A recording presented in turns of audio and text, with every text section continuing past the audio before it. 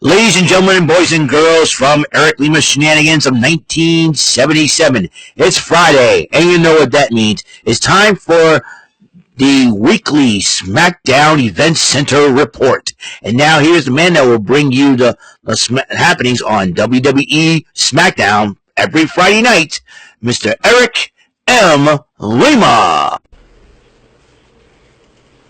Thank you very much, Mr. Announcer, sir. Well, hello there, everyone, and welcome to yet another episode of Eric Lima Shenanigans of 1977, episode 2219 of the show. What's going on, everybody? Hope everyone is having a great and wonderful day on this lovely Friday evening, May the 2nd, 2025, 11:04 p.m. SmackDown was just over a couple of minutes ago. Before we get to SmackDown, I figured I want to fill up the time here. Unfortunately, we had WWE releases, and we know this is going to be happening every year. And first and foremost, I'm sick and tired of the IWC, the Internet Wrestling community, for complaining and whining and everything else about these releases. I don't know why everybody's complaining and whining. I know a lot of these names that have not been used for a long time, and have some of them just had matches and all that. Some of them will have 90 days. Some will have 30 days to get back on their feet and get right back to work. And once they do,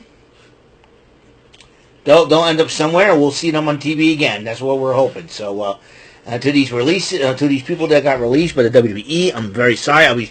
I am sad to see all of you go, and I hope you land. We hope we see you around in another organization, or if the WWE decide to bring you back, great. But we'll see what happens. I mean, we'll just see what happens. From the main roster side, who they released, of course, Shayna Baszler was one, along with Katana Chance and Kaden Carter is the other, and Dakota Kai. They've all been released by the WWE. Braun Strowman, once again, released by the WWE. Braun Strowman was only one title away from achieving the Grand Slam Championship. I thought he would do it, but wasn't able to do it. So we're sorry to see them go. And with Dakota Kai gone, Damage Control is now basically a trio with Io Sky and Asuka and Kairi Sane, and that's fine. I can take that. I can deal with that. Damage Control being those three ladies, and a lot of people are, the reason why I was getting sick of the IWC, to be totally honest, they complain, and then all of a sudden, we're gonna block the WWE and Triple H. We're gonna whine and cry, guys. It's business. We hate we hate TKO. They're doing this. They're rolling wrestling. And I was a wrestling fan before we even had an internet, so that's why I'm enjoying. That's why I choose to remain a wrestling fan, not hear what the IWC has to say. So I'm sorry, Internet Wrestling community. If you don't like it, you can say. If you don't like what I have to say, up your nose with a rubber hose. That's what I'm going to say on that matter. So I'll be a wrestling fan, whether you like it or not. You're too old. Shut up, punk. Yeah, Anyways. Yeah, so on the NXT side of things, unfortunately, Eddie Thorpe, Riley Osborne, Cora Jade, Jakara Jackson, Gigi Dolan, and Gallus all have been released by the WWE. I'm going to miss Gigi Dolan. I loved Gigi Dolan. I thought she was hot, courageous, babylicious, all that, and I thought she was one of the most gorgeous ladies on the NXT Women's roster. But now you may be thinking, okay, Eric, what about the thumbnails you're going to do? I'll be working on the thumbnails and the intros for that. So I want to make sure that you guys know I can easily replace Gigi Dolan, no problem. I know who to put replacing Gigi Dolan, either Carmen Petrovic or Zarya. And I'm thinking about, then on SmackDown's going to be a little difficult. I'll probably put Zelina Vega on because she follows me on X now, and I think that's good, and I like that. So, I figured that that'll be good, but or I could put someone else like Nia. I like Nia Jax. No matter what anybody else says, I think Nia Jax is cute. So I'll probably put her to replace Katana Chance. So so all those people I mentioned that were released was in. I know Gigi Dolan may end up landing in TNA because her fiance Zachary Wentz is working there. So as long as he's there, I'm sure Gigi Dolan could be with him 24/7. Boom, there you go, and they can get their wedding on and stuff, and she could join forces with the Rascals, and then the Rascals could be and Gigi Dolan could be the new modern day Eminem, so to speak. So of TNA. So we'll see what happens. So and about I think she's got about a month, so about 30 days. So I think 30 days, mid-June, possibly mid-June, she'll make her, let's see, it's, okay, 5 to 31, 26 days.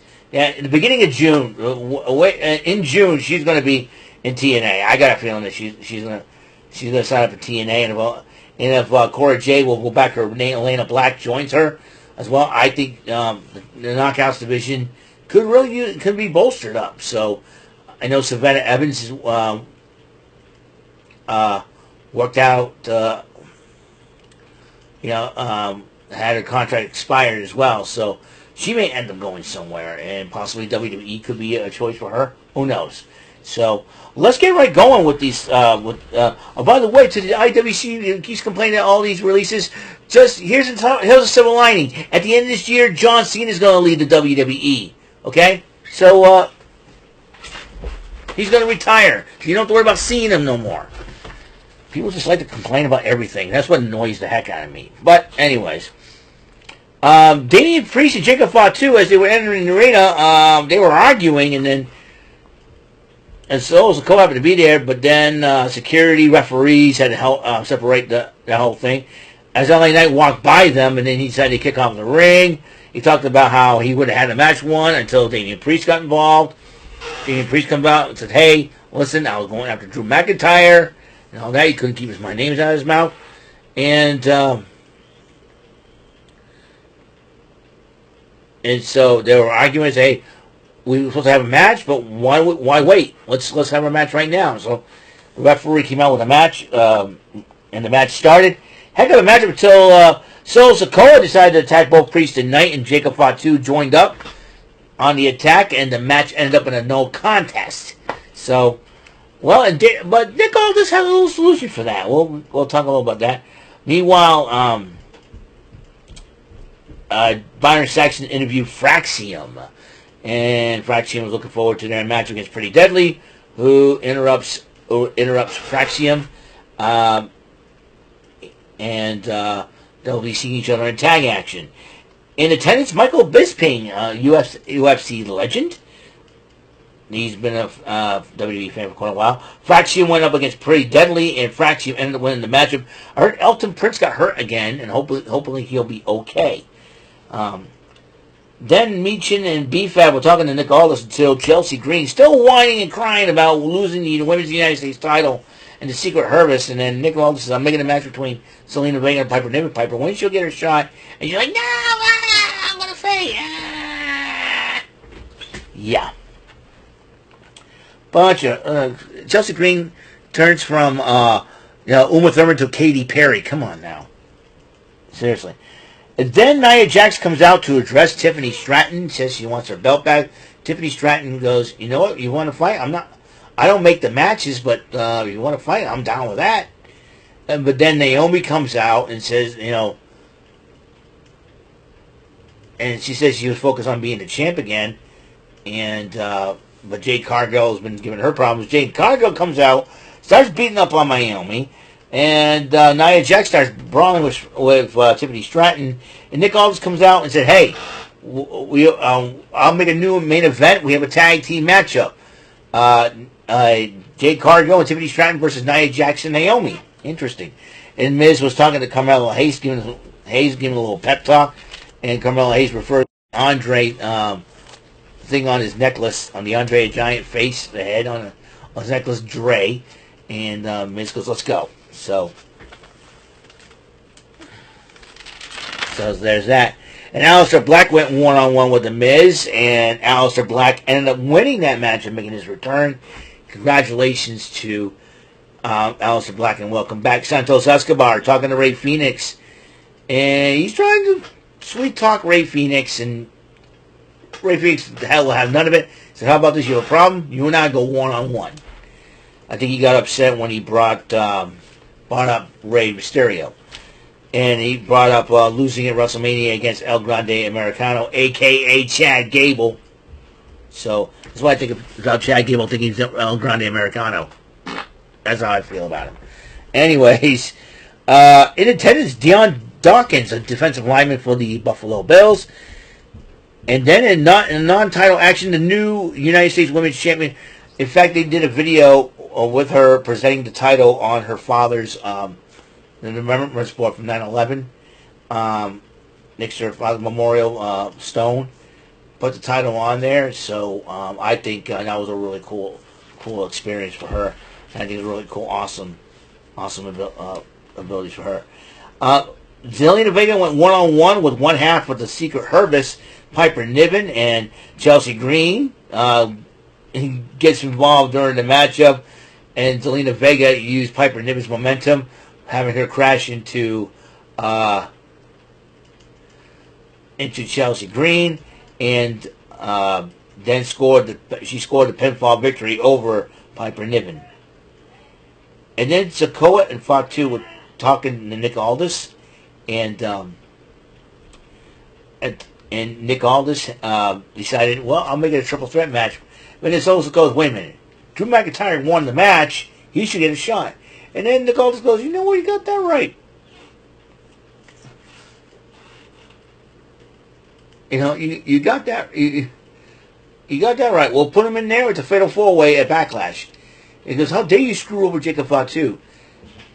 But then Jacob Fatu is like, I don't care. I'll take them all on. All gas, no brakes. Nani. And so where was I? Sorry about that, folks. It seems like my sister's got a little bit of a critter problem. Whatever that is. Anyways, meanwhile, I'll go on. And so Jacob Fatu doesn't care. So he'll take them all on. You set them up, I'll knock them down. And then Solo Sikoa thinks that Nick Aldis is screwing Jacob Fatu over. He goes, Nick Aldis goes, no, I don't think, I'm not, but you are. I'm like, ooh. Kind of like where this is going. Anyways, only a matter of time. Anyways, and Randy Orton comes out to address the Des Moines crowd, and he vows to beat John Cena at Backlash and try to capture title number 15. So, then, well, that confirms it. My sister's got a critter problem. Anyways, I'm sorry, folks. This is getting crazy. Okay, where was I? Oh, yeah. So, then Nia Jax was talking to Naomi, and she goes, you better stay out of my way. I want Tiffany Stratton. I know you want Jade Cargill. And then Naomi goes, fine. Then R-Truth talks to Randy Orton. R-Truth. What is this man thinking? I love R-Truth, and he follows me on X.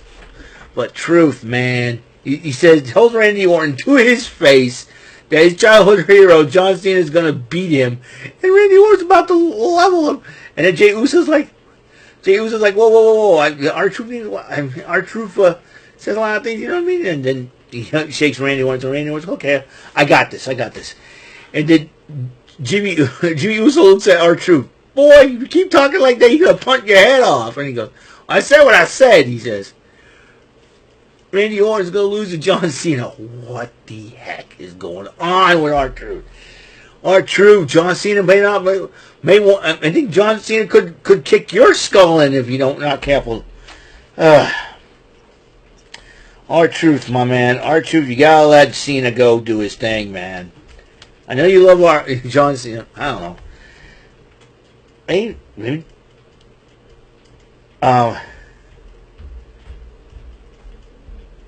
So there's that. Ray Phoenix went one-on-one with Santos Escobar, And during the matchup, Santos Escobar thinks that Rey Mysterio is making a big mistake. I don't think so. Rey Fenix beat him one-on-one. Rey Fenix beat Santos Escobar after recovering from that victory over. That means he definitely quickly recovered from that loss to El Grande Americano, a.k.a. Chad Gable. So, but meanwhile, Byron Saxton interviews Cargill and Stratton before the matchup, and Cargill just announced that her and Nia Jax are going to go one-on-one next week in the number one contenders match. The winner will face Tiffany Stratton at Backlash. And so that little tension. Meanwhile, Escobar confronts Los Garza. How come you want that from me? What's going on? And then Andrade comes up and he talks about, you're talking about respect, legacy, and honor. It's legacy. And then he goes, not another word. Watch your words. And then he goes, let's go. And then Angel goes with Santos. And then Berto was about to stay behind and say something to Andrade. And he goes, let's go. I got a feeling that Andrade will be taking Los Garza under his wing, leaving Santos without a legado del Fantasma. So you got that to deal with. The main event matchup, the women's tag team matchup. The first half of this main event, you're talking about, this is athletic young ladies, possibly the future of the women's division. It depends on how they do things. So far, Tiffany Stratton's been successful, but a lot of complaints about Jade Cargill.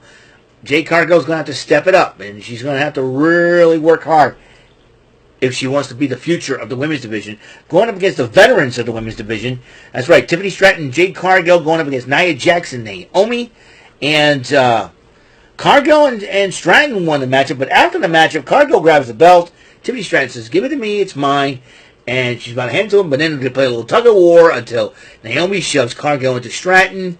And then once again, Naomi attacks Cargill, lays her out, and then grabs the women's title and was holding it up. Again, that will be complicated matters. Who knows for sure. But, might I digress. Well, that's all the time we have on episode 2219 of the show. A friendly reminder, though, tomorrow, Card Sharks. We're going to have a little bit of fun. AEW Collision will be on TBS and not TNT. But it's okay because AEW Collision is going to be my favorite show to watch because two of my favorite girls are going to be on it. The lovely, gorgeous, curvaceous, babylicious, the timeless one, Toni Storm, will take on Lady Frost in a women's title eliminator matchup. And another gorgeous, babylicious, curvaceous beauty, Harley Cameron, will take on Megan Bain. Harley Cameron, though, she's a little cuckoo, but you know what? I don't mind. Like CM Punk, I dig crazy chicks. So, that's all the time we have on episode 2219 of today's show. And to those release names to mention, guys, best of luck after your 30 or 90 days. Hopefully you jump back on your feet. And hopefully I see you on TV again. I know I'll see Gigi Dolan on TNA.